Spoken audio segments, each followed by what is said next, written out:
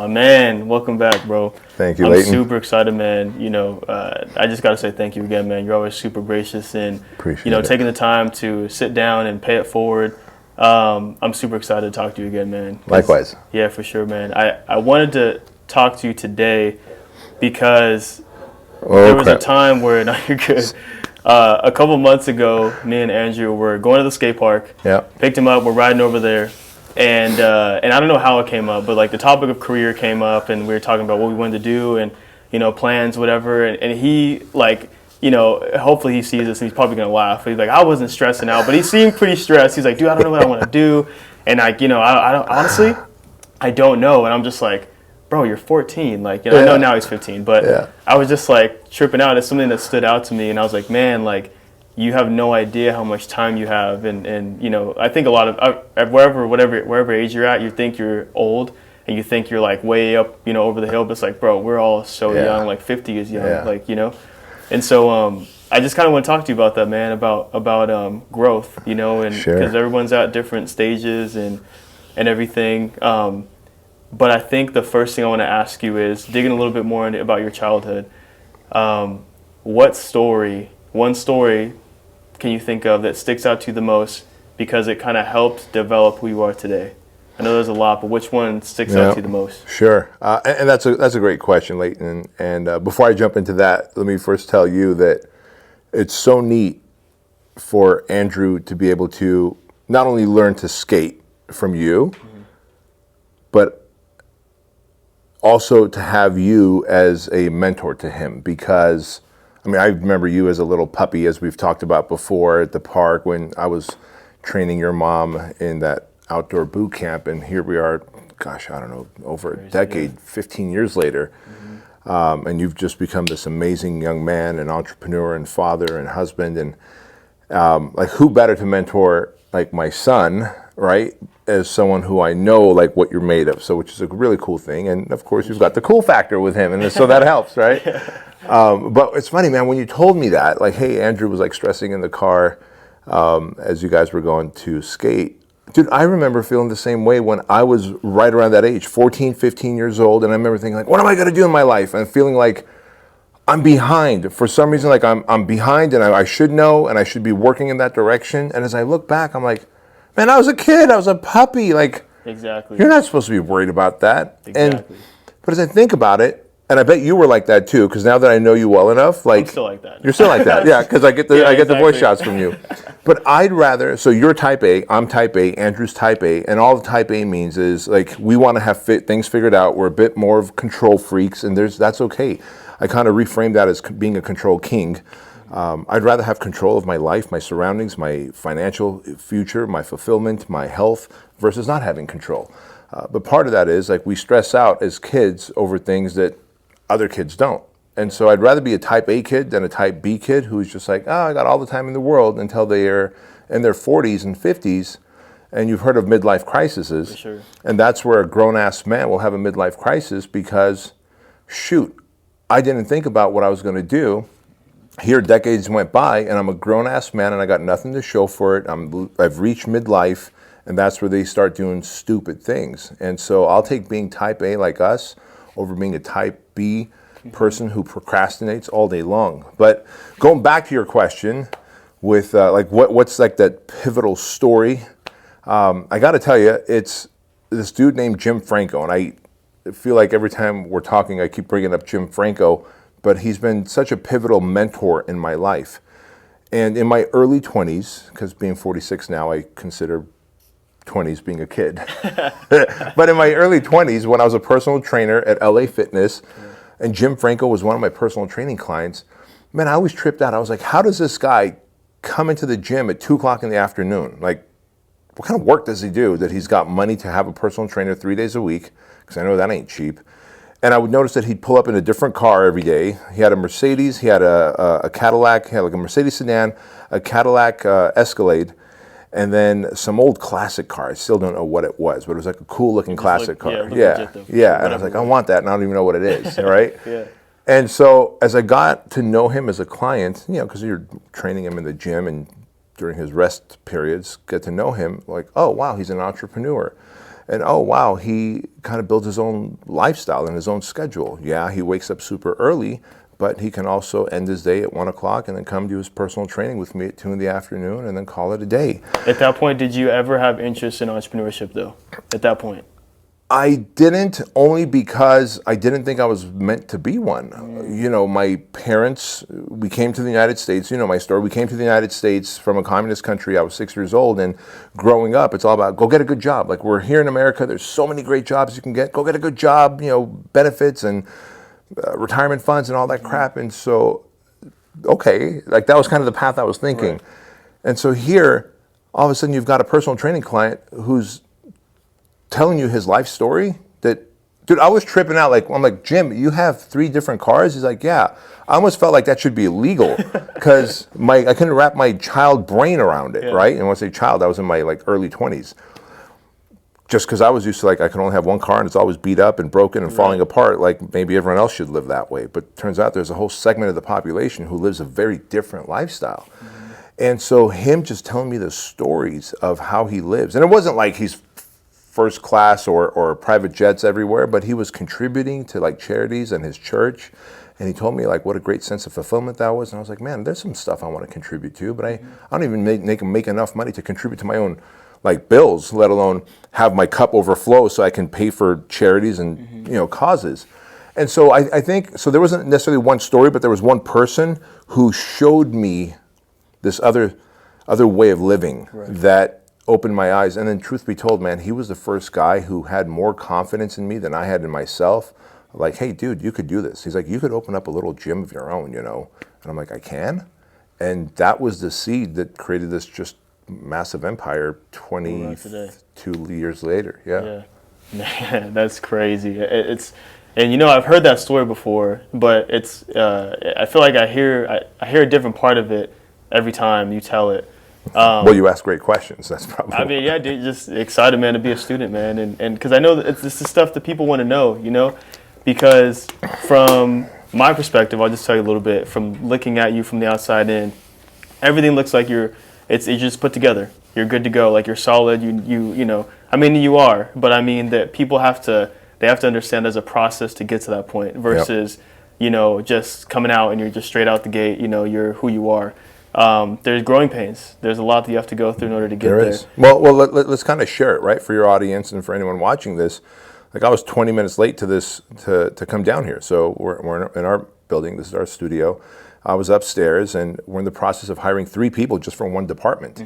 And so, but the good news is, yeah, my life is put together. I do have a great life. I'm so blessed and so thankful for it. But I still have problems. The difference is my problems are first world problems. I'd rather worry about going through a whole bunch of applications and trying to pick 3 people that my team has put in front of me to work for a new department. That's a first world problem. Rather than my old third world problems, which is my damn car going to turn on so I can get to the gym to train my clients? Is it going to get repossessed, or should I have to park behind the building or take off the license plate so that when they come to repossess, they can't find the car? Like, that's third world problems, and I've lived that way. And so I still have problems today because I was late to come down here because I was going through applications. But I'll take those problems over the old problems I had. Definitely. No, definitely, man. So another thing I wanted to ask you about too, man, is last time people were super excited to hear you talk about the project firsthand. I mean, I've been telling everybody. I've been like, it's awesome, something man. Where it's like, I haven't even done it myself, but I just see the videos and I hear stories Andrew tells me and I hear what you tell me. And Andrew talks about it? Yeah, for sure, dude. Really? Yeah. Okay. I mean, if you didn't know that, you know now. No, Like, he talks know about that. it, and it's like, he tells me stories all the time. It's just exciting, man. I'm like, dude, it's so dope that you can go from, you know, in just a couple of days at that, you know, go from, you know, point whatever to, like, you know, skip a bunch of steps ahead just because of this experience. You got just all this stuff thrown at you and you had to overcome it. And then a couple of days later, you're just this, you know, transformed, you know, different person. Man. Yeah. He told me that a lot of times there's a lot of girlfriends and wives that reach out to you guys, thanking you, saying like, "Thank you so much for what you did for so and so. You know, he's a different person now. He carries himself differently." And it's awesome, dude. So, you know, I've been telling everyone, and everyone was all excited when I told them, or when I posted the video last time, because they're like, "Wait, where do you find that, or how do you do it?" And so I've been telling people. But anyway, it's not the point. What I wanted to ask you was now you're doing the youth project. Yeah. And so I know there's got to be a lot of differences because, obviously you're dealing with either boys, you're dealing with men. It's two different things. Yeah. What difference do you see in between the boys and the men, if you have one that stands out? Yeah. Oh man, Lheyton, another great question, dude, that you're asking. So the project, as you know, it's the Modern Day Night Project, is for men who are typically married entrepreneurs starting a family, and all of a sudden now it's hard to balance life and business, and they're overwhelmed and suffering in silence. And some men tend to go towards vices. Before you know it, when men suffer, it's not cool to talk about it, which is stupid, man. I went to therapy for 16 months because I knew I needed to talk about the shit that had me depressed and anxious and overwhelmed, and I was suffering in silence. And while I didn't want to necessarily talk about it with my wife, I had to talk about it with someone. So we created the project, and what took me 16 months of therapy and then self-work to create life balance, to create family balance, and what we call the 4 F-bombs at the project, which is faith, family, fitness, and finance. And when people are like, oh, faith, you guys talk religion? It was like, well, it's not so much religion, it's faith in yourself and confidence in yourself, faith in your capabilities, right? Most people don't even have that faith in themselves that they can perform. And so when we really unearth all that, and it's just a group of men going through a 75-hour experience where they're being physically beat up, mentally beat up, emotionally beat up, and you've got a Navy SEAL running the program, and a Marine, and a SWAT sniper, and myself, and an MMA guy. I mean, you are just going through, we take all of life's problems and we condense it down to 75 hours, and it becomes this metaphor for life. And now it's like, hey, you're not going to run from that leadership problem now. There's a leadership problem, deal with it. And we have them give each other feedback. Yes. There's a work ethic problem, you're not going to run from the work ethic. You can, they can ring the bell and quit, right? But if not, you have to address the work ethic problem. Now we got a problem solved. That guy says that you weren't carrying most of the weight of that log, that you were pretending like you were. Is he right? Let's talk about it. Let's conflict resolution. How often do grown men just stay passive aggressive, kind of push everything under a rug, and then blow up at their wives because they don't know how to communicate and go through conflict resolution? So we create leadership, communication, teamwork, and problem-solving issues in 75 hours, and then help them get through all this while addressing the stuff that's stressing them out, keeping them depressed, overwhelmed, and addicted to pornography, alcohol, drugs, food, TV, whatever the distraction is. Right. Well, obviously, as these men go through that and graduate and become whole different men, with kids, we realized that this whole masculinity thing is confusing. It's confusing, and the government and media has done a great job in villainizing masculinity. And if a young man doesn't know that he can be aggressive, but he can also be a servant. He can be a gentleman and open doors, but he should also be prepared to have to fight a bad person. And just recently on social media, we saw that there in New York, there was an old Asian lady walking. I don't know if you saw that. There's an old Asian lady walking. Dude comes and like kicks her, drops her to the ground because of the whole Asian hate that's happening right now, which is just such a stupid thing that society is doing. But dude kicks her down and starts stomping on her. The video that you're seeing is from inside of a store. There's 3 grown-ass men inside the store, and instead of my instincts were like to jump through the TV through my iPhone, bro, and like stop. Grown-ass men just close the door and avoid like there was nothing going on. That is a confusion in men because men are afraid to be called out. They're afraid to be called toxic. They're afraid to be called bullies. The reality is you and I are protectors. We're also providers. You are meant to be a savage and also a servant. And you are supposed to be a lion and a lamb. Like to your wife and to your kid, to your daughter, you're supposed to show your softest, most gentlest side. But God help the man who tries to come onto your property and cause harm to your wife and daughter. You should tear them limb to limb. That instinct is gone. It's been suppressed, and it's been done for a reason to create control and compliance in the male population. We are the dominant species. Men are the apex predators. But if we can defang and declaw men, it's almost like the equivalent of putting lions in a cage and then throwing meat to them. They soon stop trying to hunt. They lose their killer instincts. We need our killer instincts. There's a purpose for it. And so with the Squire program, we take these young men, and by the way, for thousands of years, tribes in New Guinea, throughout Egypt, all over the world, it's documented that as young boys would become 11, 12, 13 years old, they would be stripped away. Every tribe did it differently, but the bottom line was the men of the community would strip away the boy from the mom and put him through a rite of passage into manhood, signifying to that young boy that you are now going to have a seat at the table amongst the men, implying that you are now to contribute in the ways that a man can contribute, protect, to build, to construct, to preside. That's what men do.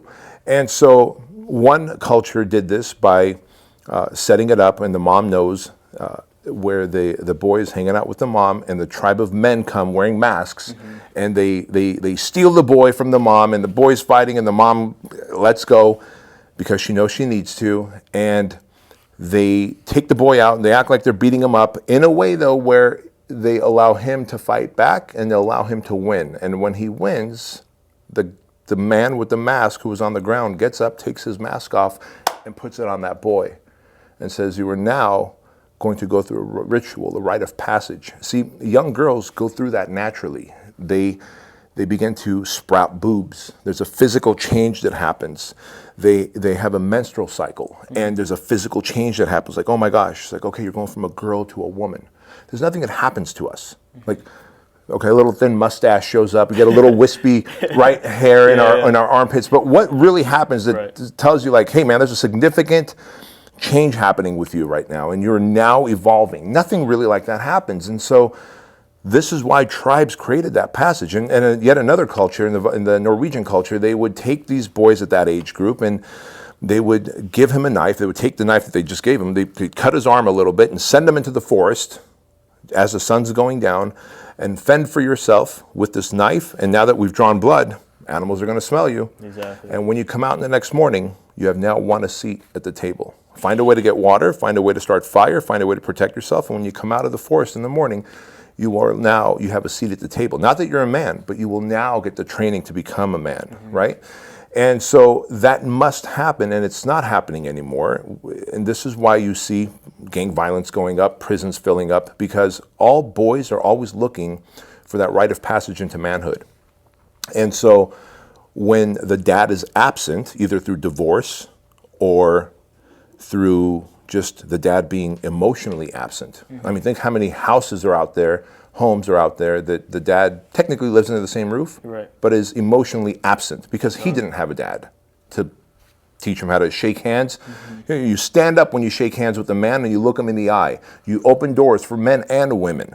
Like, there's a process of doing things. And so when that's missing, boys start looking to gangs, to the military as a rite of passage. Like, prisons, unfortunately, have that hierarchy. And so we need to create that. And so we created the Squire program, which is really this 14-hour experience where dads and boys 13 to 15 years old, come together. This next one is in July. It's already sold out, unfortunately, so people can't come to it until the next one is in December. But for 14 hours, we take these dads and these boys through all types of taxing experiences, evolutions, exercises, hikes, marches, carrying logs and ropes and tug of wars and problem solving, communication, teamwork, all that stuff. And then we'll separate the boys from the dads for hours at a time in that 14-hour window. And at some point we created an opportunity where they're hiking in the middle of the night, and then they pass each other. The dads and the boys pass each other. And by this point, we've taught the boys how to growl. And I'm getting goosebumps talking about it, and I hope I don't get teary like I normally do. But Lheighton is we've had 2 classes now. And as these dads are coming with their instructors, and then us instructors, I get to be with the boys, we're passing the dads with the boys at the top of the eucalyptus loop. Okay. I don't know if you've ever hiked there. Yeah. The very top where you can see all of like the Inland Empire. The dads see the boys, but they realize like something's different about them. The way they're marching, the way they're chanting, and then as the dads pass the boys, they just turn towards their dads and growl because we taught them their war cry. And that's a sign to those dads that now you've got a young man on your hands. And then while we're working with these boys, the 2 male instructors with the dads are really teaching the dads what you're going to do with these boys as you guys go home and moving forward. And it's really all its teachings from a book called Raising a Modern Day Knight.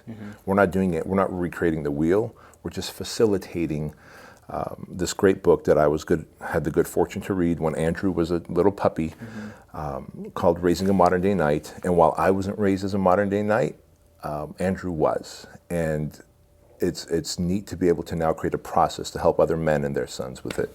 Holy smokes, man. We could end it just on that, realistically, because that is like, again, another story I've never heard, I've never heard you tell on social media, or I haven't heard that from Andrew. And I know Andrew has done it before, right? I saw pictures of him. Yeah. So I know that he's been a part of it. I just haven't heard that story. Yeah. It's so Powerful. insane, man. And the fact that you guys have something set up for both, you have something set up where the boys are learning how to transition into that manhood. And then the fathers are learning how to now handle and teach them further when they go home, because it's a whole different journey now. And it is. That is insane. And look, if I didn't have access to that book when Andrew was born, thankfully Diana's uncle sent me that book. And while I'm so grateful and thankful for my dad for bringing us to this country, and like he provided food and a roof over our head by working a million jobs, like, man, I got into a lot of trouble as a kid. That I've talked about on social media: carjackings, police helicopter chases. I didn't know what my path in life was. I didn't know how to open doors. In fact, when I first met my wife, I wasn't opening doors for her until I read that book. I was like, oh shoot, I can't just go and get into my car and then pop the door open for her from the inside. I got to open her door. That's what a man does.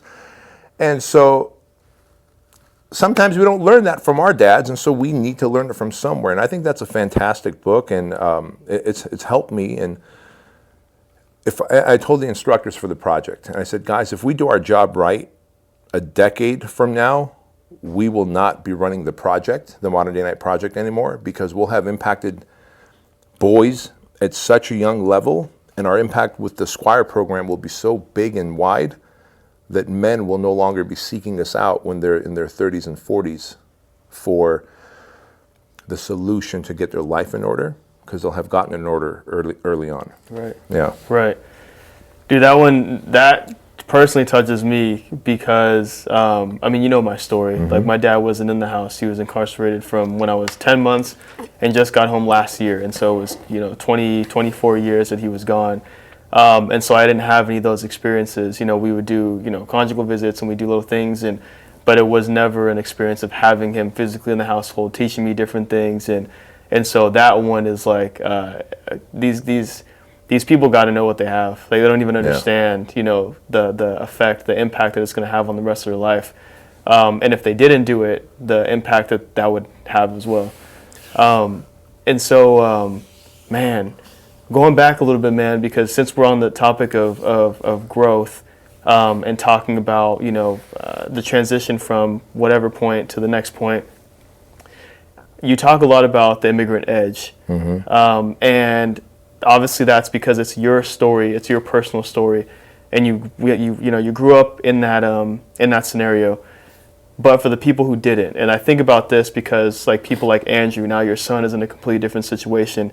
I was in a similar situation. I grew up in Chino Hills, and I didn't struggle financially. I don't have the rags to riches story or whatever, which is not a bad thing. But is there a way that you can artificially create that immigrant edge, you think? Man, while I like to think I know the answers to a lot of things, Lheyton, I don't know the answer to that one. Okay. And if you really want to know the truth, that's something that used to keep me awake at night, because I'm like, what parent wants their kids to suffer, right? Like, I think I talked about on your last time you interviewed me, like, I was molested as a kid. I never want that for my kids. Then we came to the United States, and I was bullied and beat up, and the blacks and the Mexican gangs, they were fighting together when we were the Section 8 housing that we lived in the apartments in Santa Ana. And then when the foreigner comes in, both gangs turn on me, which was not fun, right? And so I had my hair washed with gasoline when I had lice as a kid, because my parents couldn't afford lice treatment, and eating out of dumpsters. Like, all that adversity taught me resilience, taught me how to be resourceful. Man, I don't want my kids to experience that. Like, who does, right? Now you've got this beautiful little daughter. Could you just imagine, like, you would just sell a kidney if you had to do whatever it took to feed her. And so, but then I go, well, how do my son and daughter build this resiliency? How do they get this? Truth be told, as I look at you, because again, I forget, how old were you when you were in that park skateboarding as your mom was going through the boot camp? I was Do you remember? 10. 10 years old. Turning 11, yeah. Okay, so 10 turning 11. And you're now 25 years old. So when I look at that, a young black man raised by mom, dad was incarcerated. You know what your stats should be. Mm-hmm. Yet, look at you. You're a hard worker, well-spoken. You've got a clothing line. You've got a business of teaching kids to skate. Got a great head on your shoulders. And your mom did it, and she worked her ass off, and I know this because she would come right from her nursing job from the middle of the night, right to boot camp sometimes. I'm like, you haven't slept yet, Toy? She's like, nope. I'm like, all right, we're going to crush this workout, and you're going to go home and sleep. And, well, you were raised in Chino Hills, and you didn't have to have your hair washed with gasoline and eat out of dumpsters, and that's true. You value hard work. So you have actually done a lot. I'm not here to like I hope you're not feeling awkward about yourself, sure. But No. You have helped me sleep better at night because I'm like, well, shoot. Lheighton's had a good upbringing in Chino Hills. Like, we're a good community out here, right? It's a kind of I wouldn't say we're Beverly Hills, but it's a very safe, affluent community. And right. you're not spoiled. You've got hard work. Like, you call me stressing out, like, hey man, I need to get to the next, like, oh, that's how I want you to be. That's how I want my son to be. And not be like, my dad's a millionaire and I lived a comfortable life. So because of it, I'm like, you know what? I think if I just instilling the work ethic, just like your mom did in you, we're instilling character, just like your mom did in you. And I think they're going to be all right. But previous to that, man, I would panic because I'm like, oh my God, this Immigrant Edge is what made me who I am. Yeah. And okay, well, that's one way to become who I am. Here's another way. And Craig Ballantyne, who's going to be here in just a moment, there's another way. Mm-hmm. So there's more than one way, but I used to panic for a while until I realized there's more than one ways to become this type of person. And it's so much of it is character and what you instill in them when they're young. Yeah, which is, by the way, just to throw that in there, I talk to Andrew all the time. He's absolutely not, spoiled or not, he doesn't do the mentality that you're saying that you're looking for, like, without having to go through all the crap. Yeah.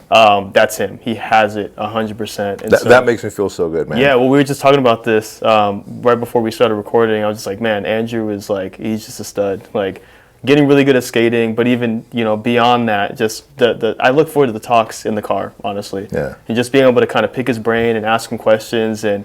You'd be proud, man. I know you're already proud, but just the different things we talk about, you can definitely tell. I appreciate that. That makes me feel good. It's super awesome, man. Nice. So another thing I wanted to ask you is about comfort, because you gave us a bunch of things, a bunch of examples of adversity you had to go through to get to where you are now. Regardless of whatever situation where you grew up lower, upper, or middle, or upper class, there's always situations that are going to be uncomfortable. That's life. You got to grow. How do you get comfortable being uncomfortable? Repetitions. That one I do know the answer to. It's repetitions. You do anything long enough, you will get systematically good at it. It's just, there's no way. Because the human mind and body is used to improving over time. Like, how many times have you fallen off a skateboard where now when I watch you on YouTube, it's like, how's this dude like defying gravity? Right? And you just do it in a way where your pants flow and your shirt flows, and it can't all be good editing. It's obviously you're damn good at what you do, and it's just repetitions. And how can I launch a franchise and then on the heels of it launch a supplement company, and on the heels of that launch a men's development program, and all of them succeed? I've been an entrepreneur for so long that my skills, my competency as an entrepreneur is at a par with your competency as a skater. Now, your entrepreneurial skills are probably at a par with my skating skills, right? Yeah. But through repetition, you'll build it. And if I wanted to be a skater at your level, through repetition and a lot of time, I would build it. And I think that's where most people miss out, man, is they don't give it enough time under tension. And one of the things, I'll give you a great example. I do these little goofy 6-week challenges where I find a sport or a discipline that I'm horrible at or scares the bejesus out of me, and I do it. So the most recent one was this jiu-jitsu challenge, and I've never been a great wrestler, ground fighter, and so I hired a 4th degree black belt who's like a world champion, and His name is Peter Sutton, and he's my age, so he's got a lot of time under tension. And 3 days a week for 6 weeks we trained for 2 hours at a time. And dude, for the first 2 weeks, I felt like I was just hit. Every day as I'm driving home, I would feel like I was hit by a bus because the man would just contort my body in ways that I had no idea what was happening to me. And then all of a sudden, like one day, like it clicked, like, oh, I see what he's doing. He's starting to snake his hand through my collar to choke me. And I was able to put my chin down. So one day it clicked. And I imagine with skating, like, you fall trying to do a trick so many times, and then one day it clicks where it's like, I just need to move my toe this way or whatever the trick is, right? Totally. And as being an entrepreneur, there's those things. Yep. And I realized, oh, I get it. It's just 2 weeks of having him beat my ass. I figured out where that hand is finally going, and it was almost kind of instinctive. Like my brain didn't think it. My body just tucked my neck in to give myself room to breathe. And I was like, oh, shoot, look at that. I may not know how to like pin him yet, but I do know how to get that hand off my neck and give myself time to breathe. And so it's time under tension. And to that point, where I was used to panic, when I used to feel him tighten up on a choke, just through time under tension, I'm like, all right, chin down, move his hand, breathe. You've got all the time you need to figure out what you're going to do next. Mm-hmm. And I was trying to get comfortable in combat. And if you can get comfortable in combat, you can get comfortable doing anything. Right. But it's just the time under tension. And not a lot of people want to get back on that skateboard or back on the mat or back on in the entrepreneurial ring. Mm-hmm. Super awesome, man. So filled with gems. I appreciate all the insight. So what about when it comes to increasing your identity, right? I mean, that's something that me and my buddies have been talking about a lot because I've kind of linked up with a couple friends that are into entrepreneurship as well. And I mean, I know a lot of people are nowadays. It's more popular than it was before. But that's what we talk about. We talk about growth and mindset and everything, and we share books with each other. But for you, when it comes to identity and increasing your identity, is it, what do you think? Like, what tips do you have? Is it more, do you feel like there's a moment that you had where it's like, I feel like, it was like not a day, but it was like a specific moment where I felt different. I felt like I carried myself a little bit differently. Something that happened, or is it more of a gradual process for you? For me, I know exactly what you're talking about. For me, it came in my 39 and a half years old, 40, 41, 42. So I guess, no, it wasn't a day, it was a phase. It was a season. It was a season of life. Lheyton, it was a season of life. And only way I could describe it is I felt so comfortable in my own skin, and I had this epiphany over this length of time that my businesses are not my identity. Like being an entrepreneur is not my identity. My identity is I'm a man. I'm a father. I'm a husband. I am an entrepreneur. I'm a friend. Mm-hmm. My identity is many things. It's conditional, situational, depending where I am right now, right? And like tonight with Andrew and Chloe, I'm going to be a clown. That'll be my identity because I'm just going to goof off with them in the pool, and we play Marco Polo lately at night, etc. But being the core of it is I started to feel comfortable in my own skin. I didn't care about, if we, and I'm very happy that we got on the Inc. 500 and 5,000 list of fastest growing companies 4 years in a row, and Entrepreneur Magazine and all that. But if we didn't hit it for the 5th year or the 6th year, it wouldn't sweat me. Whereas before, my identity was tied to my accomplishments, my medals, if you will. How many medals do I have around my neck? Or how many kudos did I get? And something happened between 39 and a half and like 42 where I think a higher level of maturity and wisdom. Got you. I hope, and I also know I'm a slow learner. Things always take longer for me, but that's why the powers that be have given me the ability to be pig-headed and stubborn. I'll just do things until I get it. And then I look at people who are in their 30s and I can see like, man, that dude's got maturity and wisdom. It's like, it would have been nice if I got there, and I certainly want my son to get there a decade before I did. I want you to get there a decade before I did, and I could see that you guys are, because I wasn't where you are at this age, right? And so I'm like, damn, I'm rooting for you, this is great. Yeah. But yeah, maturity and wisdom, man. But it was a phase of life. It was a season where you just fresh out of F's. I someone's like, hey, this thing happened and you weren't there. It's like, cool. That's because I was on my couch chilling like a villain, watching a show with my wife and enjoying that moment. And I don't feel the FOMO of missing out. I don't feel like if I don't go step on that stage and speak. Like before, dude, I would fly from one event. I remember flying from Miami to, and I would land in LAX. Hugo, my chauffeur, would pick me up, drive me to the Palladium, and boom, I'm speaking. Like, I would not do that today. I wouldn't go from one speaking gig to another across the country, da-da-da. It's like, man, take me home so I can snuggle up with my family. But it's just because I felt like that was my identity. I needed that love from the audience, and that gave me validation and approval. And all of a sudden, you somehow start getting that internal validation and approval, and you don't need it from the outside world anymore. Right. Yeah. Do you feel like you also, does it help being around other people that have, similar ranking and identity when it comes to, like, I mean, it could be accomplishments or lifestyle or whatever. Yes.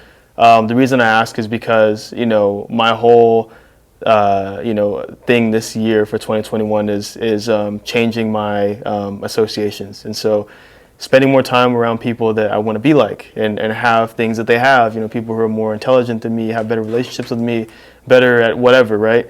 And so, obviously you being, super rad and being one to sit down with me and, answer a voice message or a call whenever I need it. And, obviously you saw that I did an interview with Mikey Taylor I'm super excited about, and I was like fanning out. People like that, people who are, a lot farther ahead than I am when it comes to business or whatever else.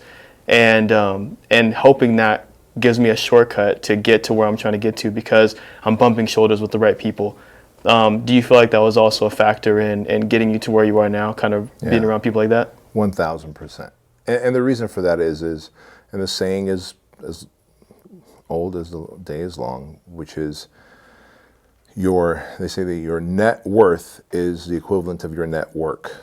But forget financial net worth. How about your love net worth? How about your relational net worth? How about your physical net worth, right? If you keep hanging around with fat people, you're going to be a fat, out of shape dude. If you hang around with fit and active people, you're going to be a fit and active dude or dudette. Same with money, same with relationships. If I'm hanging around with divorced men, I will be the next divorced guy in that group. That's just how it is, because divorced men do divorced men things, right? And married men do married man things. And two very different things. Like Ed here did a married man thing this past weekend. He took his car and it's got a whole tent and camping thing on it, and he and his wife and his daughter went and did that. Like I would do that with Ed, with my family. I wouldn't go with one of my single friends to Vegas because odds are there's going to be debauchery happening, and why do I want to put myself in that environment? So you're absolutely right. Find higher caliber of people in every capacity that you want to be in. Maybe it's faith, family, fitness, finance, whatever it is. And then start rubbing shoulders with them, and soon you realize that, shoot, man, my standards are going up to that level as well. I always want to be the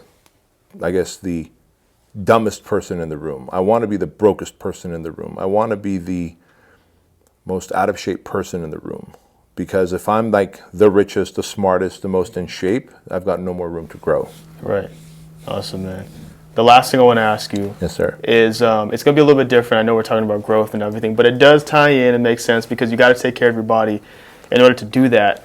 But what are you, because I saw a video you posted on YouTube, I think it was a couple months ago now, and you basically were talking about keeping your body to be a well-oiled machine and, the body of an entrepreneur, right? Treat it as if you're an athlete. Yes. But there's so many people who don't believe in that. They're like, I'm not running up and down the field. I'm not, shooting hoops. I'm not skating. I'm not whatever.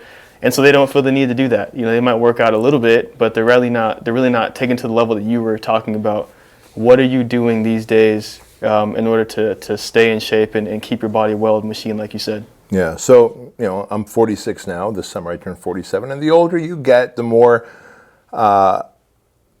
tender, loving care your body needs. There was times that I could, in my 20s, even in early 30s, I could run my companies and get 3 hours of sleep for 2-3 nights in a row, and I'm good. Now I need my 7 hours of sleep, and I need the same 7 hours, like that, the 10 to 5 a.m., you know what I mean? Because if it's the midnight to 7 a.m., that's a different 7 hours. Right. So that's how finicky my body's gotten. I drink 30 ounces of water first thing in the morning when I wake up, where in my maybe early 30s, I didn't. And I like to be hydrated immediately. And I Not to plug one of my companies, but one of my companies, Truline, our supplement company, we have this thing called a wellness shot.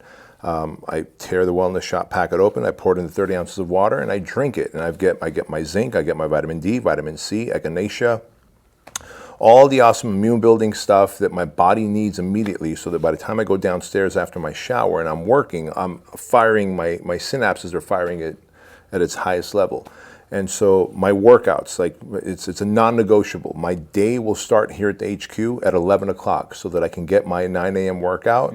And before that 9 a.m. workout, I've got my, what I call the magic time, which is my most productive work time in, after I've woken up, had my 30 ounces of water. And so all those things matter to me. I spend a lot more time warming up and mobility. Like, I don't know when, dude, I used to go and like stack the 3 plates and bench. Like, dude, if I did that now, my shoulders would tear right out of their sockets. So me and Andrew work out at night. And by the way, anytime you want to go to BK Strength, let me know. We can go catch a lift. But so I take Andrew at night, and he just like puts his weight on. I'm like, son, I got to warm up, bud. So I'm stretching, I'm doing mobility, I'm building it up slowly because that's where I am. But again, I treat my body as though I'm an athlete. And by doing that, so you look at Jordan or Kobe as they got older, they treated their bodies differently so that they can have longevity on the court. Right. This is my court. Like, entrepreneurism is my court. For no other reason other than I need to create all this wealth so that I can keep giving to Shriners Children's Hospital, Toys for Tots, and the 97 kids we've got adopted through Compassion International. So if this athlete is not working at full capacity, those causes are not going to be met. Right. And so, I still treat my body like I'm an athlete. It's just I'm an aging athlete, so a little bit more wear and tear. And so because of that, I just do a little bit more maintenance and mobility and get my weekly massage instead of monthly. But still rocking it, man. Yeah, that's awesome, man. I mean, you got to do it. I mean, I'm 25, and I feel my knees a little bit when I'm skating sometimes, where I'm like, and not that it hurts or anything, but you know what I'm saying. They like, just remind you. Exactly, they remind you, like, you might not want to do that anymore. You know what I'm saying? So, so it's true, man. But again, taking care of your body, making sure that you're doing everything you can to make sure it's just functioning well, and you're a machine, man. Because it's tough out there, so you gotta make sure you're taking care of your body. Yeah, especially if you have big plans in life, right? Exactly. If you're like, hey, you know what? I don't have big plans in life. I'm just gonna kind of keep doing the 9 to 5 and don't really have any desire to do any big challenges or to push myself out of my comfort zone. Well, guess what, man? I'm sad for you, but cool. Do your thing. Free country. But if you've got like big ambitions, big goals, you want to. If Andrew and Chloe are, as they get married and have kids, and they're like, Dad, we're going to Hawaii, like you used to take us. Like every year we go to Hawaii with them, and we're going to do that one hike that King Kamehameha did, right? Well, that's a pretty slippery hike, man. There's this thing where you have to go under a waterfall, and it's like wet. Yeah. If I'm 70 years old, like I'm conditioning my body now so that I could be 70 and do that with them, because I fucking love hanging out with my son and daughter. You could imagine what it's going to feel like hanging out with your daughter's kids, right? Yeah. So like when I think about their babies and hiking with them, oh my God, bro. Like if I'm treating my body like an athlete for even a greater purpose, it's because I need to be hiking with them when I'm 70 and 80 and beyond. And so why wouldn't I? But if I'm like, oh, you guys go on, I'll just watch TV and, oh, that ain't going to be me, man. That shouldn't be anyone. No, I know. That shouldn't be anyone. Too many people settle, man. They're just... settle, that's exactly because they don't have the same, ambitions as far as people like us, and that's, no disrespect. It's just some people don't have it, and some people are kind of, I'm cool here, and that's fine. But I think nonetheless, like you said, you still should be taking care of your body, 100%. I know you said you weren't going to, you're like, not to plug my business in. Dude, 100%. Like, I want you to. Because I take the wellness shots every day. Nice. And so, it's helped me. It's helped me a lot. And I mean, it's one of those things where it's like, at first you might not notice it, but I definitely notice a difference for sure. Like if I end up, missing a couple of days, whatever, I just feel good. So I definitely want to plug that in and let people know where to get it at. So I appreciate you, man. Thank you. Thanks appreciate a lot, you. bro. Definitely.